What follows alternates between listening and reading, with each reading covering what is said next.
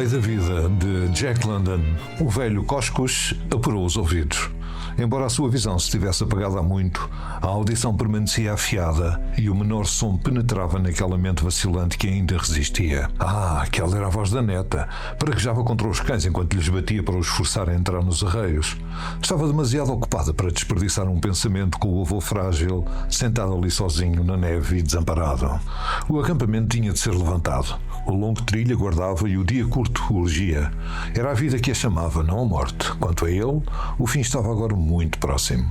O pensamento deixou o velho em pânico por um momento. Esticou uma mão trêmula que vagueou até encontrar a pequena pilha de lenha seca ao seu lado. Assegurado que ela estava de facto ali, voltou a escutar. O estalar abafado de peles, meio congeladas, disse-lhe que a tenda do chefe tinha sido derrubada. O chefe era o seu filho, o líder da tribo. Seria a última vez que ouviria aquela voz forte. Tenda após tenda, o acampamento desfazia-se. Uma criança choramingou e uma mulher acalmou-a. O pequeno Cody, pensou o velho, uma criança fraca, morreria em breve e queimaria um buraco na tundra gelada sobre ele. Bem, o que importava, no fim, a morte estaria à espera, sempre faminta. O que foi aquilo? Eram os homens a amarrar os tornós. Ele escutava, ele não escutaria mais nada em breve. Os chicotes estalavam e os cães ganiam, adiando o trabalho no trilho. Tinham partido. Trenó após trenó afastava-se, agitando a neve em direção ao silêncio. Tinham saído da vida dele e ele enfrentava a última hora sozinho. Mas não, a neve estalou debaixo de um mocassim, uma mão pousou gentilmente sobre a sua cabeça. O seu filho era bom por fazer isto, pois outros velhos não tinham tido a mesma sorte. Está tudo bem contigo? Perguntou o jovem. O velho respondeu que sim, estava tudo bem. Tens lenha ao teu lado? Continuou o filho. E o fogo arde com força. Amanhã está cinzenta e o frio abrandou, mas vai nevar em breve. Coscos concordou, sentindo os primeiros flocos na face. Os homens da tribo têm pressa, explicou o filho. Os fardos são pesados e as barrigas estão coladas às costas pela falta de comida. O trilho é longo e eles viajam depressa. Eu vou agora. Estás bem? O velho respondeu com uma voz fraca de uma folha seca presa ao calo. Está tudo bem. Ao primeiro sopro de vento cairei. Sinto os pés pesados e o cansaço venceu-me. Vai. Baixou a cabeça em contentamento até que o último ruído da neve pisada desapareceu. Soube então que o seu filho estava para lá de qualquer regresso. A sua mão esticou-se apressadamente para a lenha. Só ela se interpunha entre ele e a eternidade. A medida da sua vida era agora um punhado de achas de madeira. Uma a uma iriam alimentar o fogo e, passo a passo, a morte rastejaria até ele. Quando o último pau tivesse entregue o seu calor, o gelo ganharia força. Primeiro os pés cederiam, depois as mãos. A dormência viajaria lentamente para o corpo, a cabeça cairia sobre os joelhos e ele descansaria. Era fácil. Todos os homens têm de morrer. Ele não se queixava. Era a lei da vida e era justa. Tinha nascido perto da terra e a lei da terra não era novidade. A natureza não era gentil para com a carne e não tinha qualquer preocupação com o indivíduo. O seu interesse residia apenas na espécie. A subida da seiva, o verdejar dos rebentos, a queda da folha amarela. A natureza incumbia o indivíduo de uma única tarefa, que era perpetuar. Se não a cumprisse, morria. Se a cumprisse, morria na mesma. Coscos recordou os ciclos que vira. Uma donzela era bela e forte, cheia de luz nos olhos, mas a sua tarefa estava diante dela. Um caçador levava-a para a sua tenda e com a chegada dos filhos a beleza deixava-a. O trabalho curvava-a, os olhos embaciavam e no fim, tal como ele, seria deixada na neve com uma pequena pilha de lenha. Tal era a lei. Colocou cuidadosamente um pau no fogo e retomou as meditações. Era o mesmo em todo lado. Os mosquitos desapareciam com a geada, o esquilo arrastava-se para morrer, o coelho tornava-se lento e o grande urso ficava cego e desajeitado até ser derrubado pelos cães. Ele lembrava-se de quando tinha abandonado o seu próprio pai no rio Klondike. Lembrava-se da grande fome, quando perdeu a mãe e que nenhum em cada 10 da tribo sobreviveu ao inverno. Mas vira também de tempos de abundância, quando a carne se estragava e as tendas estavam cheias de crianças ruidosas. Nesses tempos, os homens ficavam arrogantes. Ele lembrava-se de ver, quando era rapaz, um alce a ser derrubado pelos lobos. Estava com o seu amigo Zinha. Encontraram o rastro fresco de um alce velho que não conseguia acompanhar a manada. Os lobos tinham-no separado. Era a maneira deles. Dia e noite, sem nunca descansar, rosnando-lhe aos calcanhares, ficariam com ele até ao fim. Seguiram o rastro da tragédia na neve. Viram onde o alce tinha feito uma paragem para se defender. A neve tinha sido pisada e revolvida. Um lobo tinha sido apanhado numa investida selvagem da vítima e fora espezinhado até à morte. Ossos limpos eram a testemunha. Mais à frente, o grande animal lutara novamente. 2 vezes vezes fora derrubado e 2 vezes se libertara. Ele já tinha cumprido a sua tarefa há muito tempo, mas nem por isso a vida lhe era menos querida. Finalmente, ouviram os sons da batalha. Rastejando pela neve, afastaram os ramos de um abeto e espreitaram. Viram o fim. A imagem ainda era forte na mente de Coscuz. O velho alce, os flancos rasgados, as hastes baixas a agitar-se contra o círculo inexorável de dentes e olhos brilhantes. Durante muito tempo o velho ponderou sobre os dias da juventude. O fogo esmoreceu e o gelo mordeu mais fundo. Desta vez reabasteceu com 2 paus. Se a neta se tivesse lembrado dele e reunido uma abraçada maior, as suas horas teriam sido mais longas. Mas que importava? Por momentos o seu coração desejou que o filho voltasse, que ouvisse os cães a regressar para o salvar. Apurou os ouvidos no grande silêncio. Nem um movimento. Era muito solitário. Espera, o que foi aquilo? Um arrepio percorreu-lhe o corpo. Um uivo familiar e prolongado quebrou o vazio. Estava muito próximo. Então, nos seus olhos cegos, projetou-se a visão do alce. Viu as formas cinzentas a passar, as línguas penduradas, as presas a babar. Um focinho frio encostou-se à sua face. Ao toque, a alma de Coscuz saltou de volta para o presente. A sua mão disparou para o fogo e puxou uma acha a arder. O bruto recuou, uivando para os irmãos. Avidamente eles responderam, até que um anel de vultos cinzentos se formou à sua volta. O velho escutou o fechar deste círculo. Agitou a sua tocha selvaticamente e ouviu as rosnadelas, mas eles não dispersaram. Agora um arrastava-se para a frente, depois outro. Nenhum recuava. Por que haveria ele de se agarrar à vida? Perguntou a si mesmo. Deixou cair o pau em chamas na neve. A luz chiou e apagou-se. O círculo de lobos grunhiu inquieto, mas avançou. Novamente, ele viu a última defesa do velho alce macho. Coscuz deixou cair a cabeça cansada sobre os joelhos, entregando-se. Afinal, o que importava? Não era aquela a lei da vida? O pai de Bjornstjerne Bjornsson. Thord Overas era o homem mais rico e influente da paróquia. Certo dia apresentou-se no gabinete do padre com uma postura altiva e séria. Nasceu-me um filho, disse ele, e desejo apresentá-lo para o batismo. O padre perguntou que nome lhe iria dar. Finn, tal como meu pai, respondeu Thord. O sacerdote indagou sobre os padrinhos. Os nomes foram mencionados e tratava-se das melhores pessoas da família de Thord na freguesia. O pároco levantou os olhos e perguntou se ele desejava mais alguma coisa. O camponês hesitou um pouco. Gostaria muito que ele fosse o único a ser batizado, disse finalmente. Quer dizer, num dia de semana, questionou o clérigo. Não, retorquiu Thord. No próximo sábado, ao meio-dia em ponto. O prior insistiu para saber se havia mais algum pedido. Não há mais nada, respondeu o camponês, girando o barrete nas mãos como se estivesse prestes a sair. O sacerdote levantou-se, caminhou na direção de Thord, pegou-lhe na mão e olhou-o gravemente nos olhos. Que Deus permita que a criança venha a ser uma bênção para si, disse.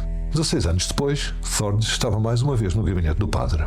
Na verdade, você conserva-se espantosamente bem, Thord, comentou o clérigo, pois não via qualquer mudança no homem. É porque não tenho tido desgostos, respondeu Thord. O padre manteve-se em silêncio, mas passado um pouco perguntou o que lhe dava o prazer daquela visita. Venho cá esta noite por causa daquele meu filho, que vai ser crismado amanhã, explicou Thord. É um rapaz esperto, concordou o padre. Thord foi direto ao assunto. Eu não queria pagar ao padre até saber qual o lugar que o rapaz vai ocupar na igreja amanhã. O clérigo assegurou que ele ficaria em primeiro lugar. Foi o que ouvi dizer, disse Thord. Aqui estão 10 moedas de prata para si. O sacerdote fixou o olhar nele e perguntou se havia mais alguma coisa a fazer. Não há mais nada, concluiu Thord, e saiu. Passaram-se mais 8 anos. Certo dia, ouviu-se um barulho fora do gabinete, pois muitos homens aproximavam-se. À frente deles vinha Thord, que entrou primeiro. O padre levantou a cabeça e reconheceu-o. Vem muito bem acompanhado esta noite, observou ele. Estou aqui para pedir que se publiquem os proclamas para o casamento do meu filho, anunciou Thord. Ele vai casar com a Karen, filha de Gudmund, que está aqui ao meu lado. Ora, essa é a rapariga mais rica da freguesia, comentou o padre. É o que dizem, respondeu o camponês, alisando o cabelo para trás com uma mão. O sacerdote ficou pensativo por uns momentos. Escreveu os nomes no livro sem fazer comentários e os homens assinaram. Thord colocou 3 moedas de prata em cima da mesa.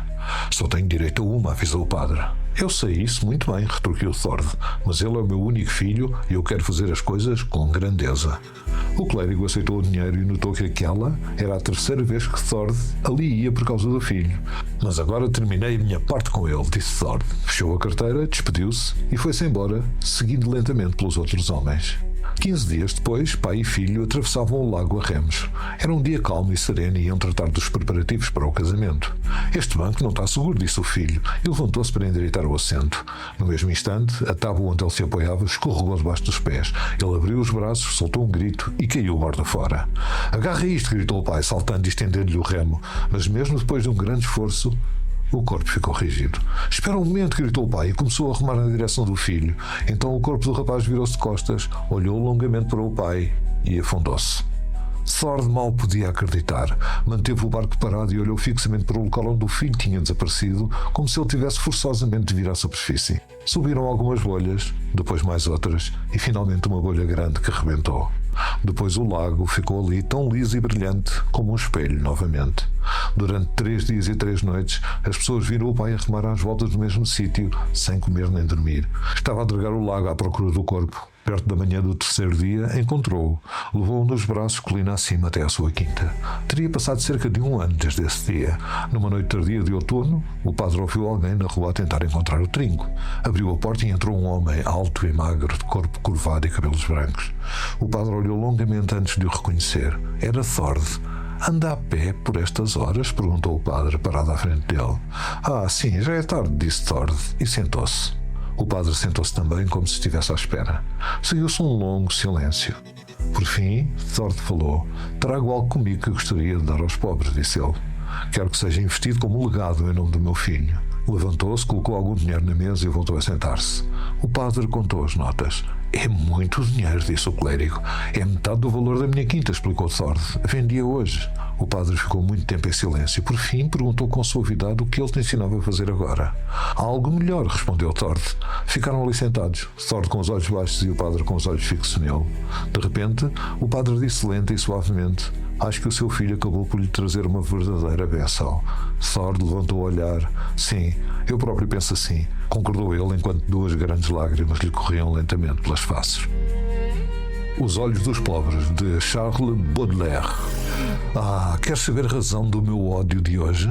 Será porventura mais difícil para ti compreenderes do que para mim explicar, pois tu és, creio eu, o exemplo supremo da impenetrabilidade feminina que se poderia encontrar. Passámos um longo dia juntos, que a mim me pareceu breve. Tínhamos prometido um ao outro que pensaríamos os mesmos pensamentos e que as nossas 2 almas se fundiriam numa só. Um sonho nada original, aliás, exceto pelo facto de que, embora sonhado por todos os homens, jamais foi realizado por algum.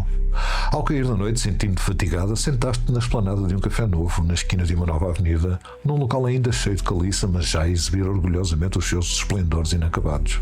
O estabelecimento resplandecia. A própria iluminação a gás vibrava ali com o fervor de uma estreia, iluminando com força total a brancura cegante das paredes, as superfícies deslumbrantes dos espelhos, o dourado das molduras e cornijas. Páginas de faces rosadas arrastadas por cães pela trela, damas rindo para os falcões nos seus pulsos, ninfas e deusas carregando frutas, empadas e caça sobre as cabeças, hebes e ganímedes estendendo frascos de xarope ou obeliscos de gelado tricolor. Toda a história e toda a mitologia reunidas para criar um paraíso para glutões.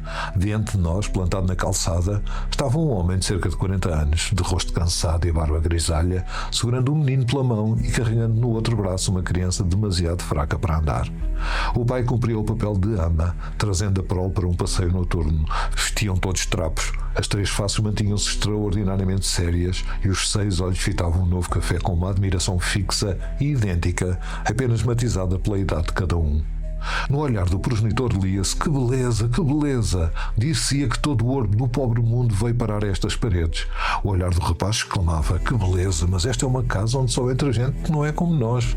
Quanto aos olhos do mais pequenino, estavam demasiado fascinados para expressar outra coisa que não fosse uma alegria estúpida e profunda. Rezam as canções que o prazer enobrece a alma e amolece o coração. A música tinha razão naquela noite no que me dizia respeito. Não só me senti tocado por aquela família de olhares, como senti uma súbita vergonha das nossas garrafas de cristal e dos nossos copos, grandes demais para a nossa sede. Voltei para olhar para ti, meu querido amor, para que pudesse ler o meu próprio pensamento no teu rosto. Mergulhei fundo nos teus olhos, tão belos e tão estranhamente doces, esses teus olhos verdes que são a morada do capricho e vivem sob a soberania da lua. E tu disseste-me: aquela gente é-me insuportável com aqueles olhos cancarados. Não podias pedir ao chefe de mesa que os mandasse embora? Tão difícil é entendermos um ao outro, minha querida. E tão incomunicável é o pensamento, mesmo entre aqueles que se amam. Do gelo da tundra ao silêncio do lago e até às luzes cruas de Paris, estas vidas encontram o seu desfecho. Contudo, o eco da condição humana não termina aqui. Se desejam estar presentes quando eu voltar a dar voz ao que foi esquecido, este é o lugar certo. Obrigado pela vossa presença.